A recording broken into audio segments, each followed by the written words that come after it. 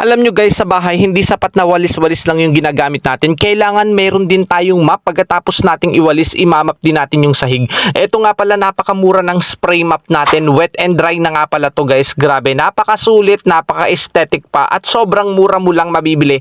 100 plus nga lang pala yan. At ito nga pala guys, yung inclusion nito. So, yung head nito, yung lalagyan ng water, at saka yung handle guys. Mahaba na rin yan at hindi mo kailangang tumungo ng sobra para abutin yung mga kasulok-sulukan. So, naro-rotate nga pala to guys sa 360 degrees ang rotation nitong head ng map na to. And di-spray mo lang siya, ayan, lumalabas yung tubig dito, dyan sa labas. Kaya pagka-spray mo siya, sakto lang yung tubig na lumalabas dyan, hindi masyadong madami. So, may iwasan yung pagkadulas sa sahig. Napakaganda talaga ng map na to. Sobrang mura mo lang mabibili. Kung gusto nyo guys, available tayo, nandyan lang sa Yellow Basket. Click nyo para maka-check out kayo. Kung nagustuhan mo, pa-like and share.